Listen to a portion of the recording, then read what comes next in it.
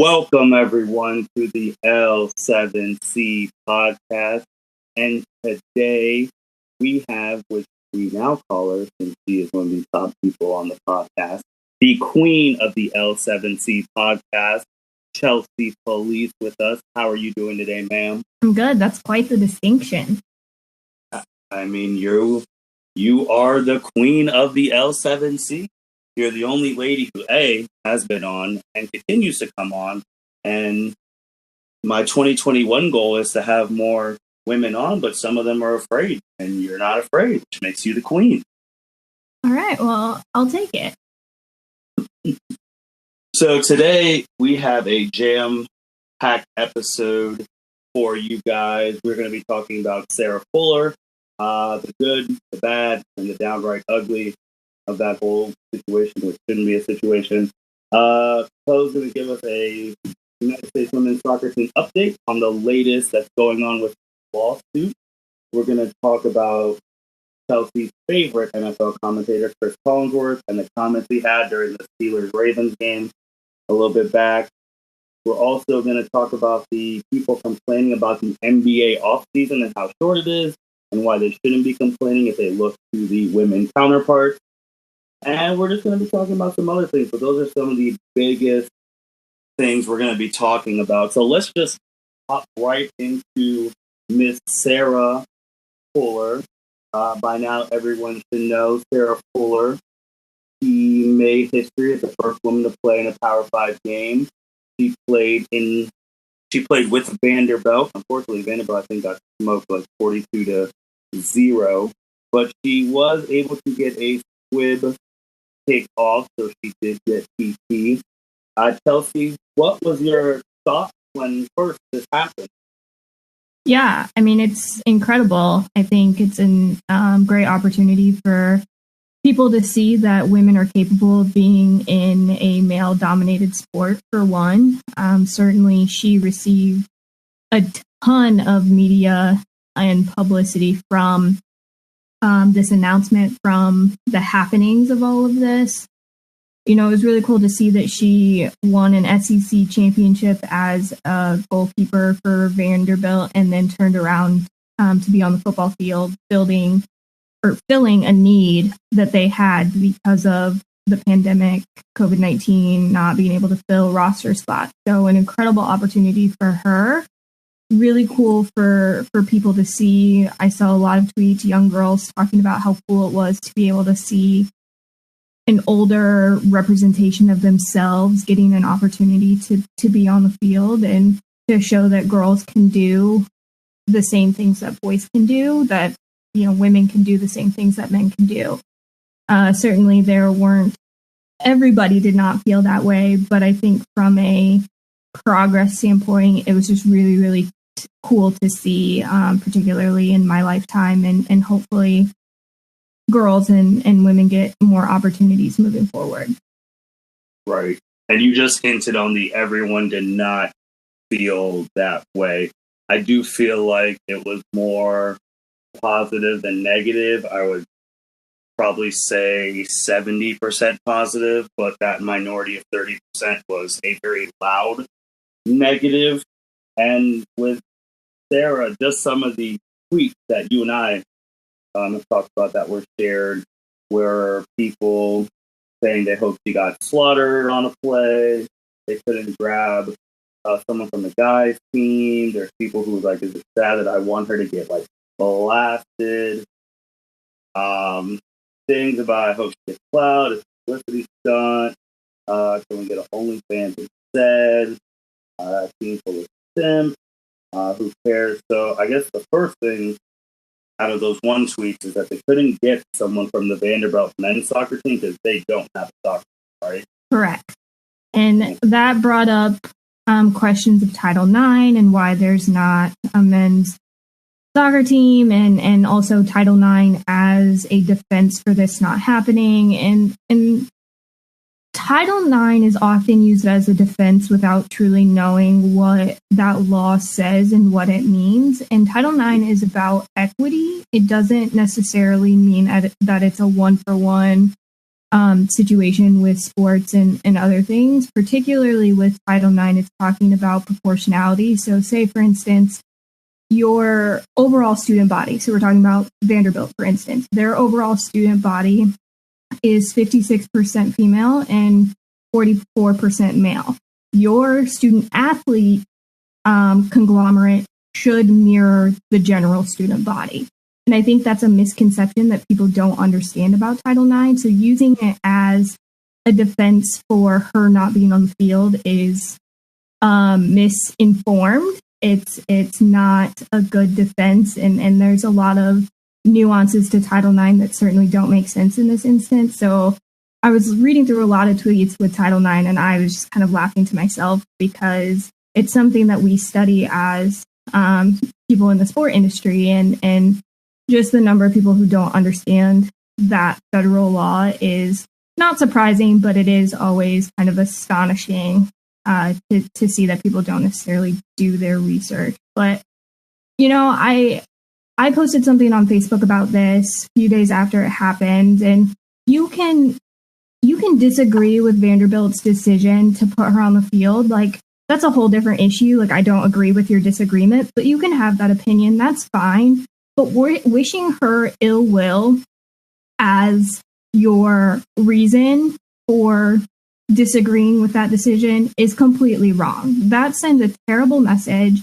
And anybody who has made that comment, I truly and sincerely hope that they don't have daughters. Because at the end of the day, they're saying to their own daughter that they don't belong in the same arena as other boys, men, etc. And for me, that's just not okay. So it's hard for me because, I don't have kids, but I would like to think that if I had a daughter, I would be telling her that she can do anything that she wants. Obviously playing football is kind of a different animal, and there are some safety concerns, but to sit there and say that you hope that this college student who is 18, 19, 20 years old, that you hope that she gets physically injured because she's on the football field is disgusting, in my opinion. And even to take it a step further from that, not just physically, I didn't want to say some of the other comments, but sexually as well. Yeah. In the locker room, guys can see what I'm saying with that there were some people saying, wishing her ill will, assaulted, things of that. And I think that's extremely crossing the line. And then someone like Ben Shapiro, I mean, he is a well-known conservative, radio host, author, all that thing. He posted his thing about Sarah Fuller, and from reading his stuff, his biggest problem was he won Specialty Player of the Week from the 30 single stars with kids, and he felt like that was just playing to go into political, but on the leftist media. So, what were your thoughts seeing Ben Shapiro's things like that? Because he is a big. He is, and I think watching that video, I think he made some good points, but I felt like he was very condescending, and maybe that's just his method of distributing his information. I really don't watch a lot of Ben Shapiro, try to stay away from him as much as possible, but I think the SEC giving her that accolade was recognizing that this is a big deal.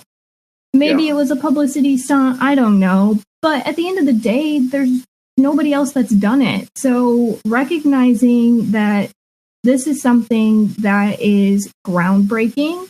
And again, people have been debating her squib kick. It went 30 yards. But I listened to Pat McAfee talk about this, and he, said she did exactly what she was supposed to do. The squib kick was on the ground. It wasn't returnable, didn't score points against her.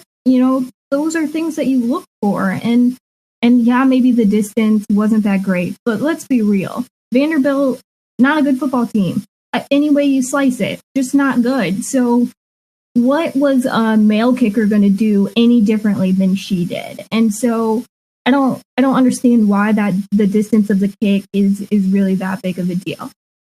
Yeah.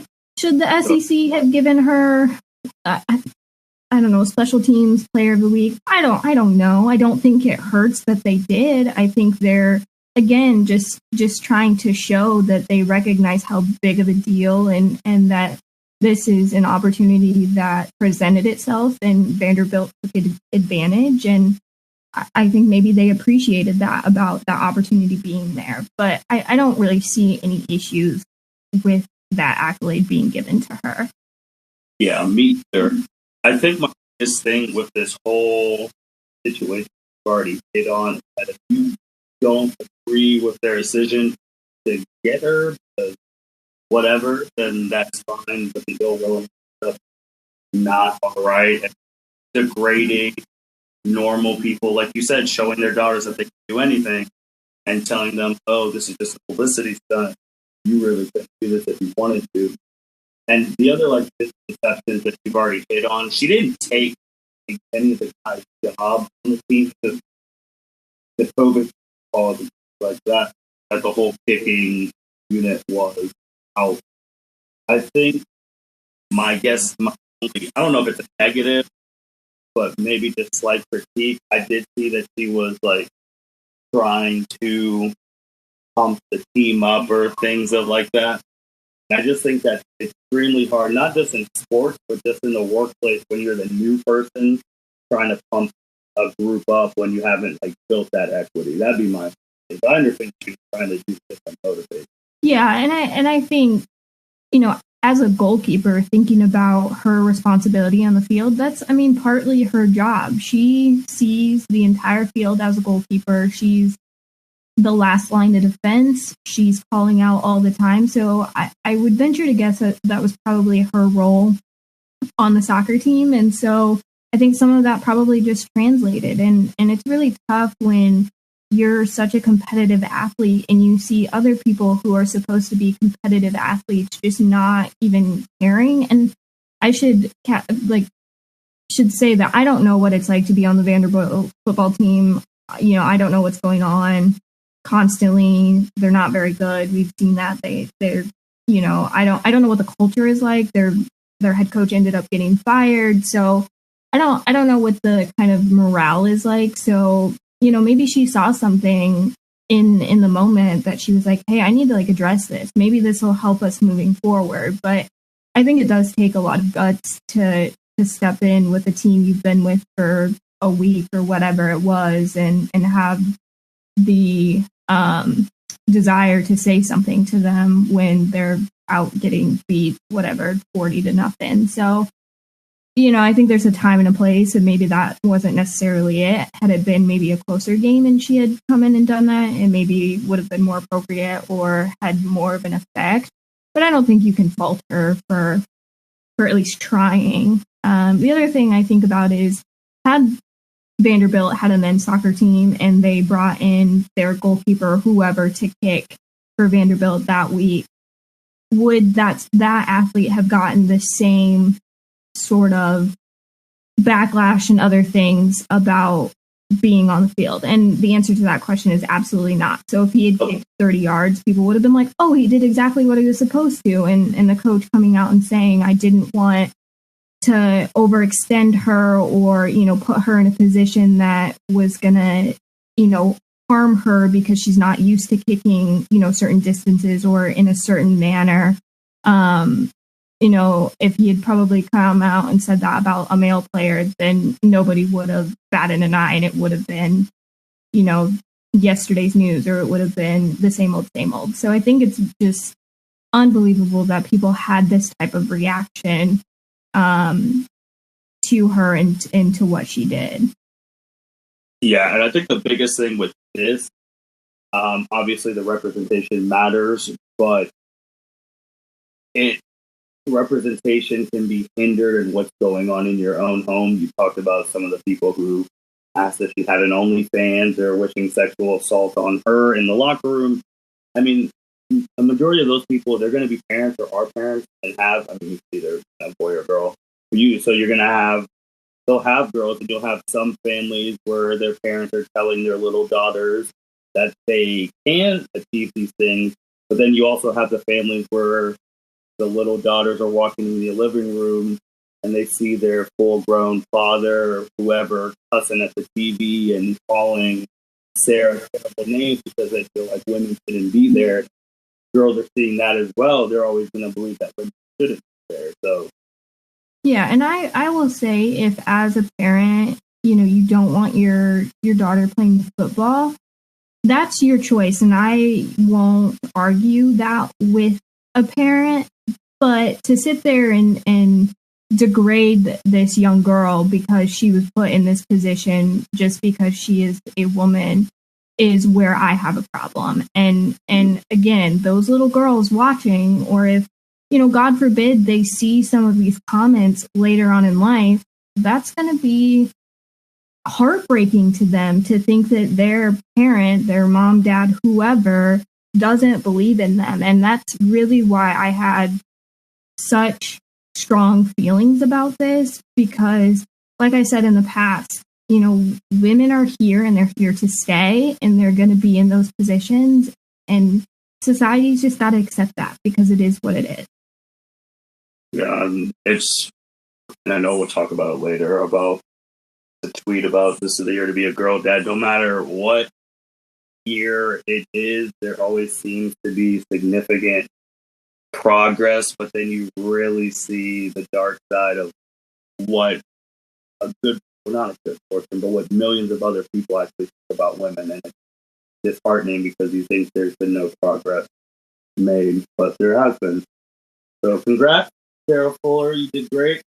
History maker. Don't let the comments get to you. Don't let the media people who don't like what you did get to you. And we got supporters at the L7C podcast.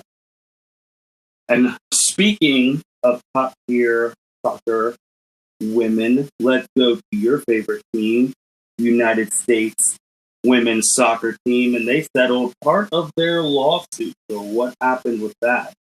Yeah, so there's two parts to their lawsuit. One is the equal pay, and the other is equal working conditions. So they settled with U.S. Soccer on the equal working conditions portion of the lawsuit, which basically talks about accommodations, chartered flights, and venue options. And I don't know the exact terms of the deal, but what I can say is I venture to guess in terms of venues, there's going to be something in there that says they won't play on artificial turf anymore. That was a big point of contention, particularly with the 2015 World Cup in Canada, I think. Mm-hmm. I think it was in Canada. I can't remember if it was 2011 or 2015, but anyway, that was a huge thing that people, I guess the professional soccer players, the national teams, that's what I'm trying to say, were really upset when it was announced that they were going to be playing on artificial turf. The big argument was that the Men's World Cup would never be played on artificial turf. Okay.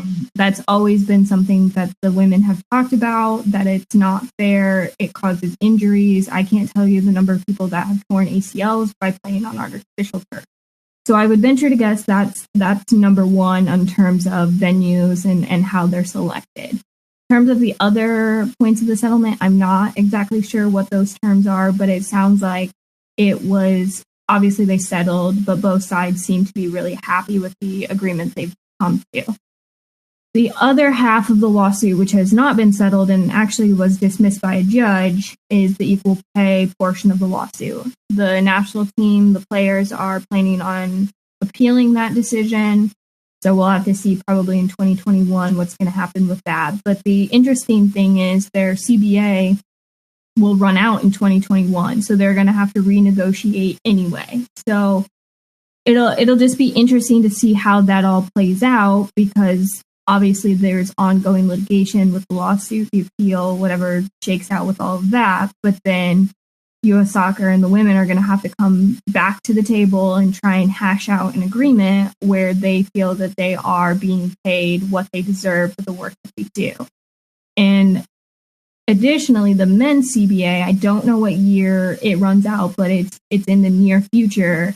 And I think they're waiting to see what happens with the women's deal so that they can ride their coattails and get an equally or better CBA than what the women have. So, it's a very interesting time right now. And I hope that the women are able to come to an agreement with U.S. Soccer. But if they're not, I guarantee they're ready to boycott if they need to. The Olympics, they probably won't boycott the Olympics, but with upcoming tournaments and anything like that, I think they're ready to do that if they need to. Okay. So with the collective bargaining agreement ending in 2021 and them appealing this, which would also probably be in 2021, and I guess just for normal people who don't listen to sports, think of the collective bargaining agreement as your working union contract that just correlate the two. So what would be, and you said them sitting out things like that, I guess for normal people too, is if you don't like your union contract, you can go on strike. So if the women sat out / went on strike until they got equal pay thing or things of that, what do you think would be the ramifications for that?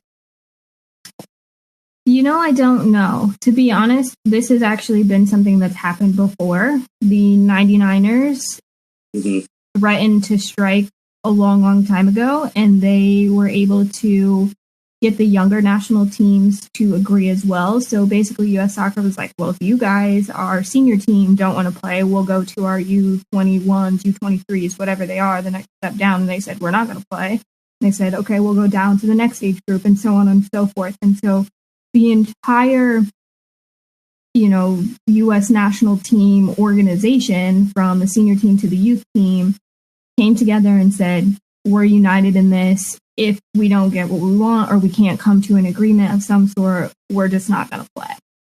And I think that's a testament to the type of people that they are. And, the organization has grown so much. I don't know that they'll be able to do something similar. But certainly I think the senior team has enough influence on the younger players that they could make some serious change. But truthfully, I don't know what the ramifications are other than, just not playing. I know there has been some talk that the new administration will hold funding for the 2026 World Cup that's being hosted in the U.S., Canada, and Mexico if equal pay is not achieved. So that's something that potentially helps the U.S. women, hurts U.S. soccer a little bit, but how that all plays out and how that's even possible, I really don't know at this point. Found it. And I was just reading, what is this? U.S. District Judge Gary Klosner. He was the one who dismissed the pay claim in May because his thing was stated the women rejected the pay-to-play structure similar to the one in the men's agreement and accepted greater base salaries and benefits than the men, who failed to obviously qualify in 2018 when that happened. So what are the women's soccer team's benefits? Because do they get maternity leave, things like that? Like, what are their benefits? They do get maternity leave, although that was a hard-fought battle. And actually, FIFA has now implemented policies about maternity leave for any FIFA affiliated organization. So national teams can't kick off their players because they've had children. So that's actually massive that the governing body of the entire sport has come out and implemented that, particularly because people have not had a lot of faith in FIFA's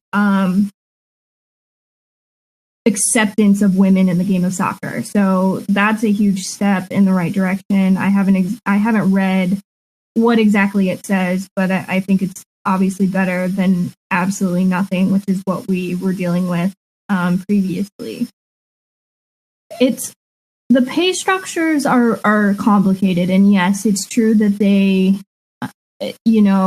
took the larger base salaries and benefits over the men's pay structure, which pays them per game. But at the time that this collective bargaining agreement was agreed upon, it was the best possible outcome for them. And now they're recognizing that, hey, we deserve more, and that's where this is coming from. But if you put some of those top players from the men's side and the women's side and compare their salaries, the women don't make nearly as much despite having those base salaries and additional benefits. So, it's hard because it's almost like comparing apples to oranges because those collective bargaining agreements are so different. But at the end of the day, the women just want equity and they want to make sure that they're getting paid what they deserve. And they typically play a lot more games than the men do. And so the men are getting paid more per game, even though they play fewer games throughout the year. And at one point, it was that the women only got paid if they won. The men got paid no matter what. And so, again, it's this process of kind of understanding the men's structure versus the women's structure and how we can get to this point that we are paying them equally. And the women have 4 stars. Like, there's no debating that. Like, they have clearly performed better in tournaments than the men have. Yes, it's 2 separate tournaments. Yes, competition is different. But at the end of the day, they're competing on the world stage and they're producing. The men are not. So I don't know. I don't know what's going to happen. I would love to see them reach a deal and that everybody can move forward in terms of being happy and as a governing body that the U.S. Soccer recognizes what the women deserve. But we'll see. Litigation is hard. Yeah, litigation is very hard. And just, for the normal Joe Schmo, if a team's better than the other team, brings in more revenue than the other team, has more championships than the other team, has more well-known players than the other team, if you just put 2 blank resumes next to each other, listed their accomplishments, things of that nature, you would think this team should make more than this team. There shouldn't even be a question. But when you tag the U.S. women's soccer team and the men's soccer team, then people are like, well, it's just, again, what we talked about with Sarah's thing about being women, that is unfair because they're better in every category than the men's soccer team. It is what it is. And they're getting paid significantly less than their male counterparts, which it just needs to be addressed.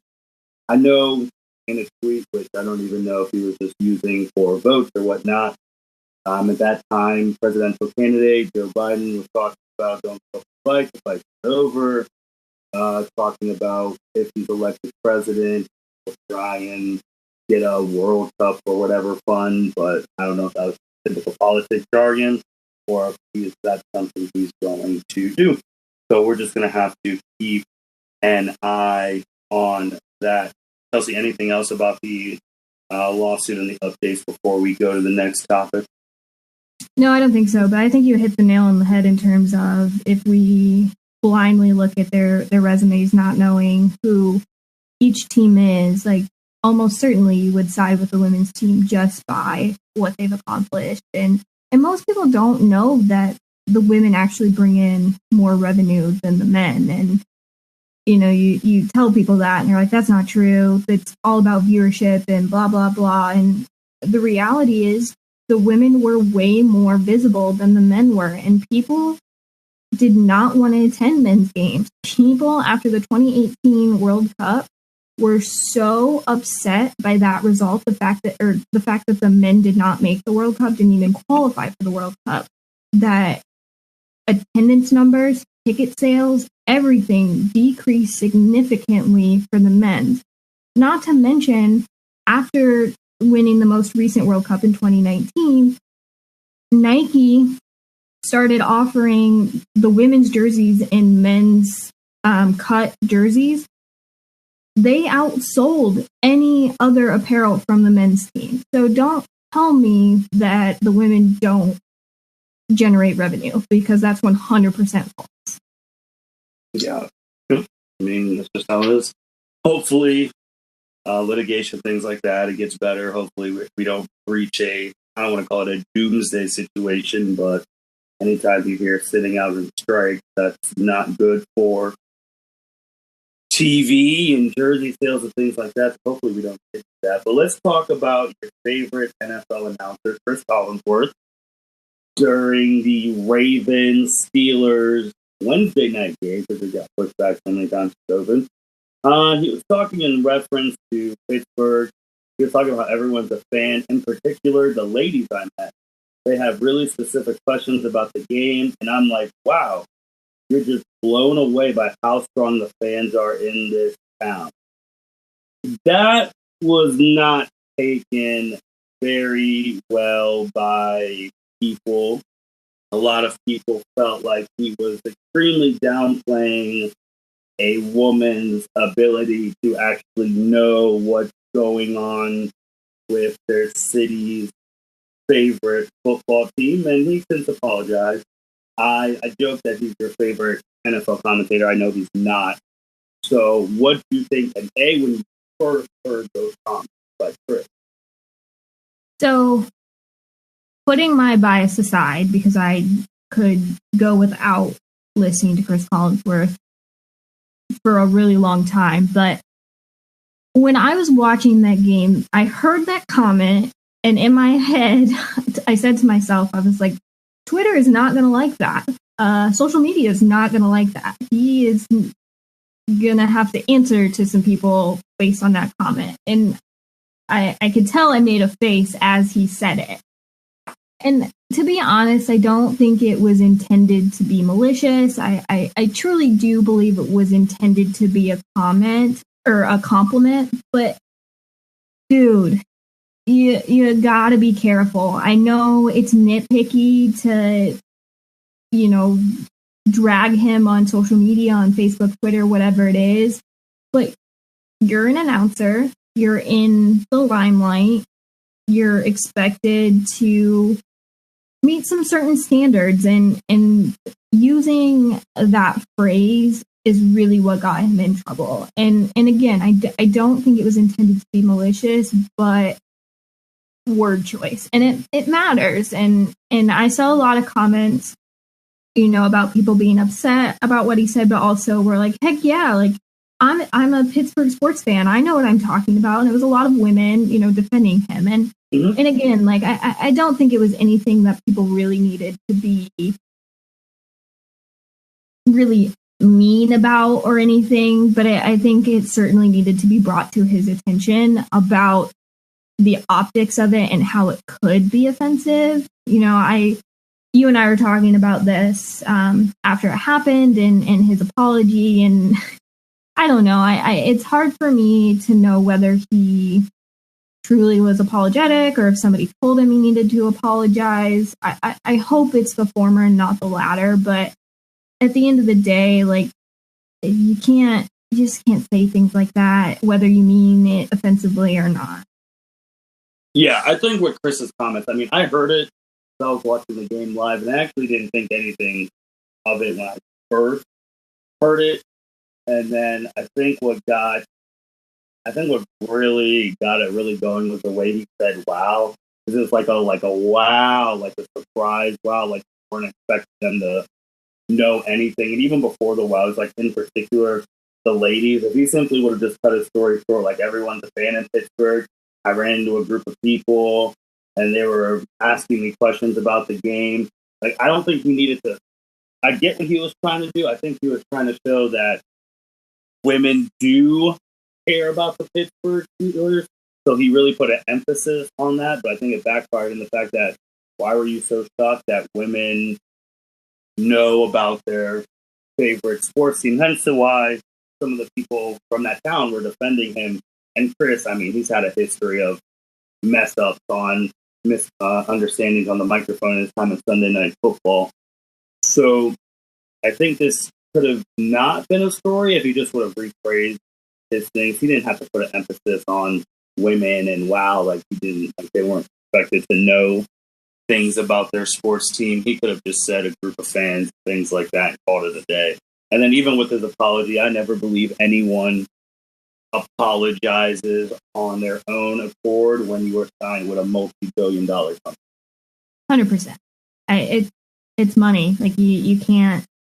If you don't apologize, then you're going to face the consequences from your network, and the network's going to face consequences from people who are upset that he doesn't apologize. Now, what precedent does that set by saying you have to apologize even if you're not sorry? Like that is demeaning in and of itself. Like it's hard to gauge whether somebody is truly apologetic, and this happens all the time where we see somebody put out a statement where it's them typing in their notes of their iPhones and then posting it to Twitter. Like I appreciate the sentiment maybe, but without actually them saying that statement or going to those group of fans or saying something on TV and saying like I genuinely did not mean for this to happen.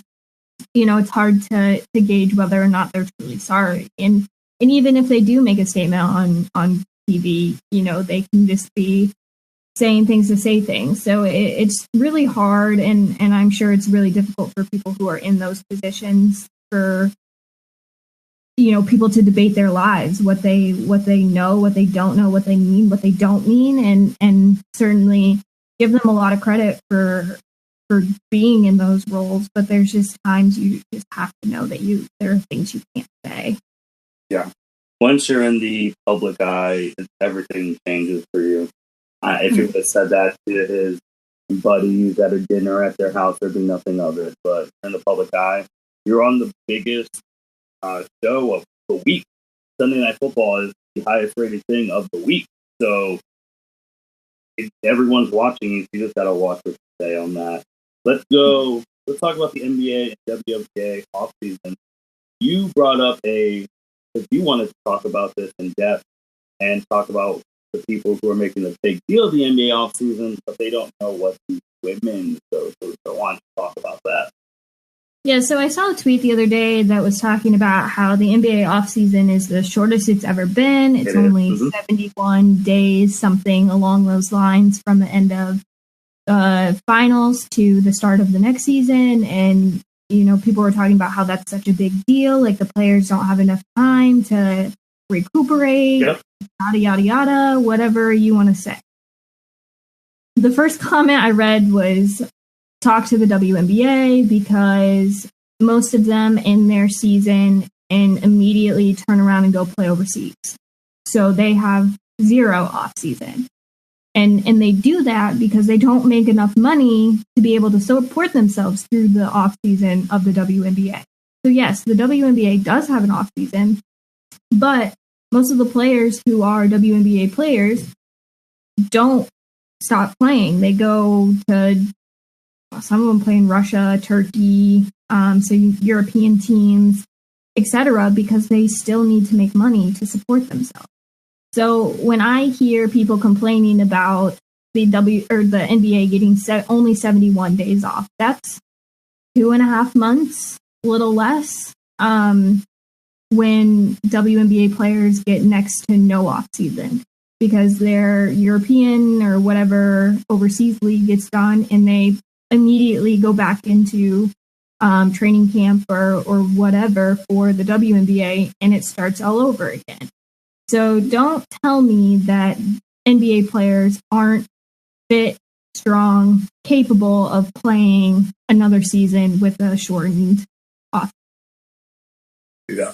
So a couple things I just want to say about this particular topic is, I don't think a lot of people know that about the WNBA, that a lot of these women go as soon as they're done with the off season. As soon as they're done with their regular season state in the playoffs, if they make it that far in the finals, they go play overseas for money to support themselves or each other, their children, family, things like that. So with that being said, if you're playing your regular season, if you're good enough to playoffs in the finals, then you go fly over and play in overseas. You're playing that full time, and you're not, as a woman player, you're not having the time to recuperate yourself. So you're almost going in a constant cycle where you don't get the time to relax unless it seems bad and you may have a little bit more time. But then when you're doing that, you're putting the strain on your body, and that makes your career in the WNBA shorter because you're going round and round. And then by the time you potentially can't play anymore because of injuries from playing 2 leagues a whole year, you might not even, I don't know what their pension plans and things like that is, or their financial things, but you might not have enough to retire fully or things like that. So that's a bad thing, and I think they have a CBA agreement coming up either next year or the year after. So they need to get that pay increased as well. I don't think any of the WNBA players on this next CBA are going to make $50 million a year, but I think they need to be compensated promptly for all the things that they do on and off the field, and that's really all I have to say about on that view. Yeah, and just to add, it's not even low-level players. I mean that just like, people who get paid very little. Brianna Stewart she's a big-time player, went overseas to play after the WNBA season ended, and she tore her Achilles over there. Yep. So that's a good example of the ramifications of not having an offseason. So she ended up missing the entire WNBA season after that injury. The recent number 1 pick, Arike Gumbo, you know who I'm talking about, played at Notre Dame. She's playing overseas right now. So it's not just players who are, on like minimum contracts or minimum salaries. There are number 1 picks, some of the best players in the league that feel that they need to go overseas to make a livable wage. And there's this common misconception that the women are asking for NBA type money. They're not. They're just asking for more. They're asking for what's, right. You see, Donovan Mitchell just got a max extension, $195 million. Some of that, would go a long way for the women. And again, they're not asking for $195 million, but they're asking for something that's equitable, that makes sense for the work that they're doing as professional athletes. Yeah, and just a tidbit side note on Donovan, he is donating like $12 million, I think, to like his elementary school or something. Yeah, I saw that. So, but yeah, no cards. That's the misconception that they want that type of money. And like we've said on numerous podcasts before, that unfortunately the way some of this, if progress is done, is if the person who this is not affecting helps. Right. So that would be the WNBA. I mean, the NBA players helping the WNBA players, championing for them. I think the biggest star in the NBA right now is LeBron. And if LeBron came out and said the women paid a comfortable thing, I'm going to do whatever I can to do this, X, Y, Z, it'd go a long way. Unfortunately, I think with the WNBA, one of the biggest tragedies that stopped their progress was Kobe dying, because he was a big component of the WNBA. Obviously, he's the one who got the girl dad thing that was really popping after he passed away, since he was the father of all girls. And with him passing, there really hasn't been another Omega NBA legend or current player to really be like, I'm going to champion for the WNBA. Yeah, I did see Dwayne Wade listed the orange hoodie that's been, a huge staple of the WNBA as a popular gift or a must-have gift for Christmas this year, which I thought was really cool, but, certainly not the same thing as stepping up and saying, hey, what can we do to make this more equitable, or even what can we do to get some additional funding? Because we do know that the WNBA and the NBA are tied to one another, or rather the WNBA is tied to the NBA. So there's ways that they could increase some funding if they truly wanted to, and if they really got creative with some things. But, we'll have to see if that happens, or if and when it happens. Yeah, and just to go to the WNBA, just to go into the next thing, that you shared this interesting tweet, which I found super interesting, that the Women's National Soccer League, or the team, because it has NWSL league. Yeah, it's the league. The league. And the WNBA were the top two highest Twitter engagement rates of 2020. That they were ahead of the NFL, which was things about like this football, crazy. The NBA, MLB, NHL, MLS. And they're just receiving, even though they're the top two, they're only receiving 4% of all sports media coverage and 1% of sports sponsorship dollars. And nothing was invested in women's sports. Now, seeing how those two were the top two things on Twitter, and our generation and below, a lot of people get their news from Twitter.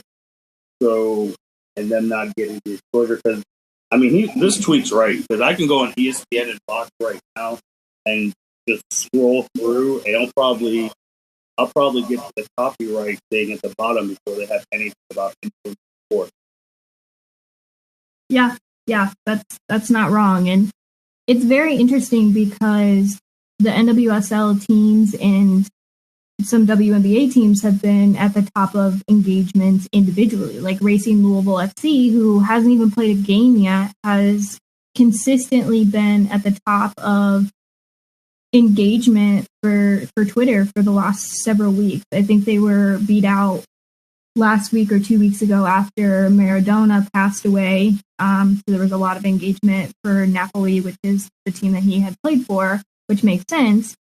But it's interesting to me that people think that nobody cares about women's sports. And I know I've said this numerous times throughout this podcast, but you know what I think it really is that the women's teams and the leagues recognize how much harder they have to work in order to be seen. And they put the work in and they make it happen.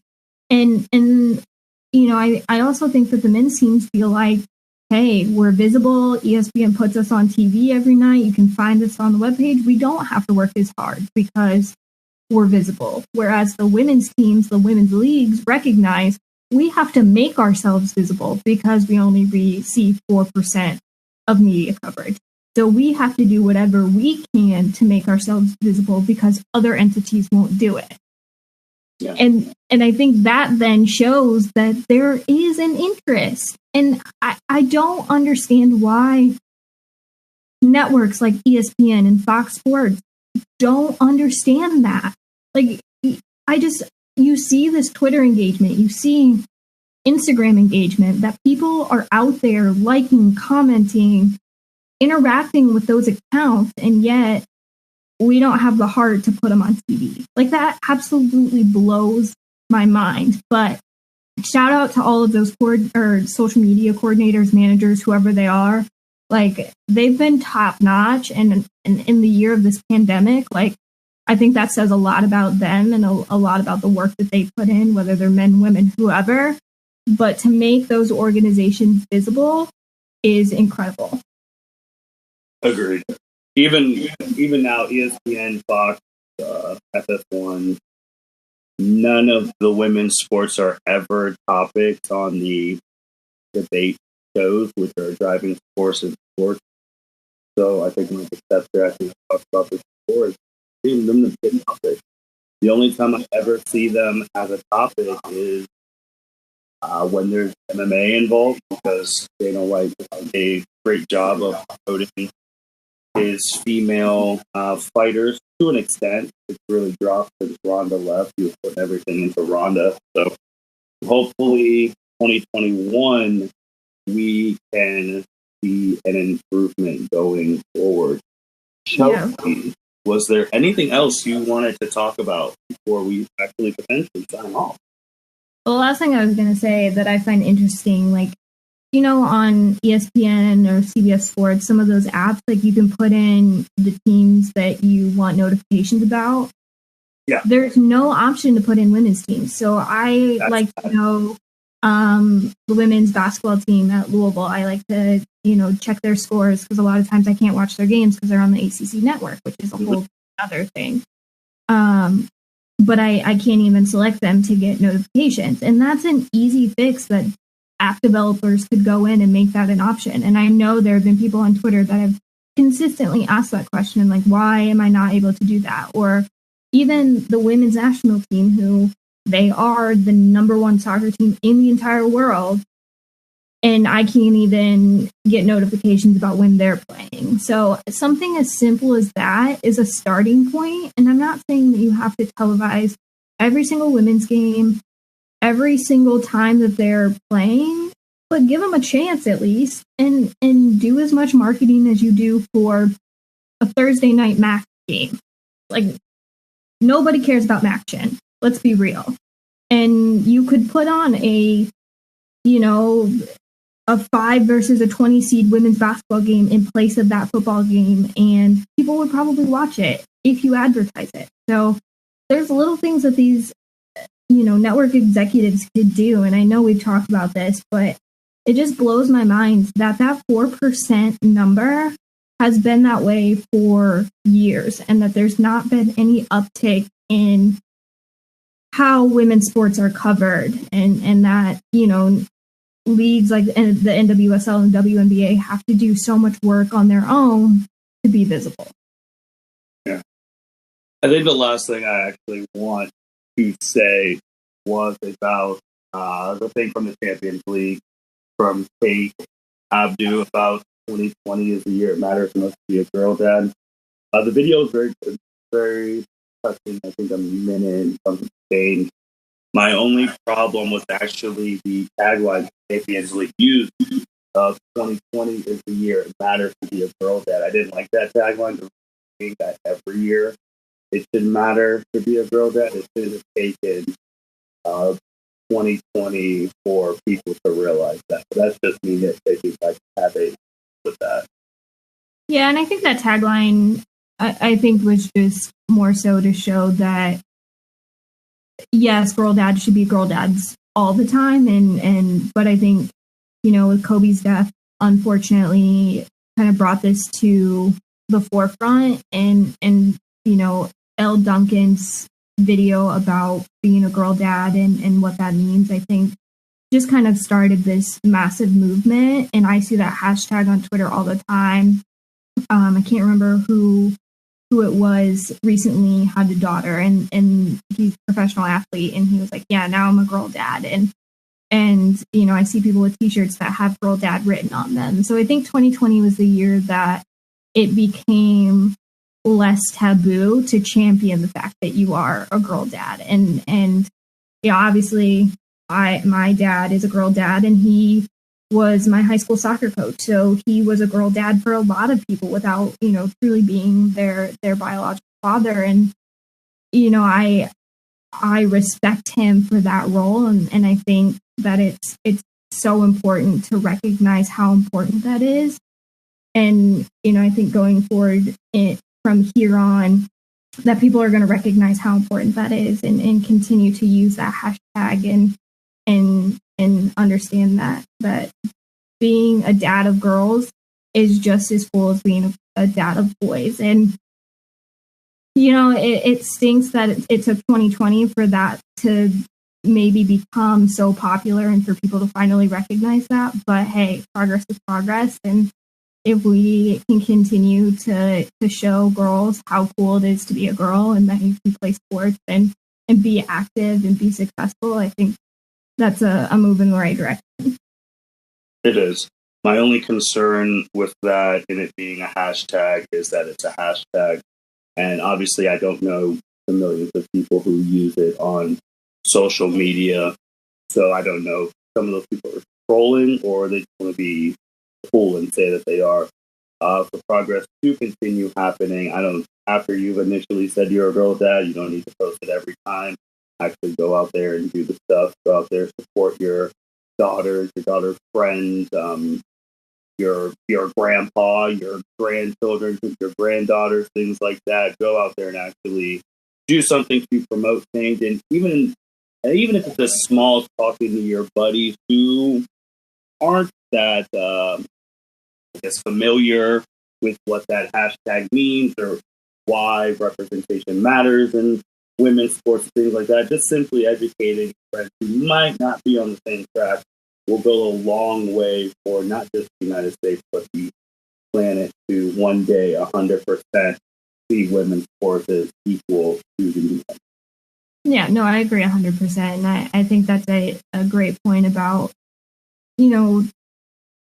educating people who may not have daughters. And in the case of Sarah Fuller, I, had one dad come in and, responded to somebody's comment and said, hey, like, this is not okay. That maybe would have changed that person's outlook. I'm sure there were people who defended her, left and right in some of those comments, but as you got down through and they just kept getting worse and worse, like you don't want to even deal with other replies. So, there definitely are those people out there, and I'm sure there are those people out there who just use the hashtag to use it to look cool. But I like to think that, girl dads who maybe had such respect for Kobe won't be those people who will use it just to use it. But, there's good and bad of all these hashtags, but I like to think that there's a positive outlook and that, society is getting better as a result. Yeah, we're just going to have to wait and see. We'll see what happens in 2021. Chelsea, is there anything else you want to say before we sign off here today? I don't think so. We talked about a lot today. We did, and then we hit an hour. Well, not really an hour because we had those couple minutes working on the mic issues. Still like 50-something minutes. Yeah. So with that being said, thank you everyone for listening to the LSWNT podcast. Thank you, Chelsea, for being on. As of recording right now, it is December, and Chelsea, hence why she is also the queen of this, is in the top tie for first place with her first podcast, Women in Sports. I don't know if those numbers have changed.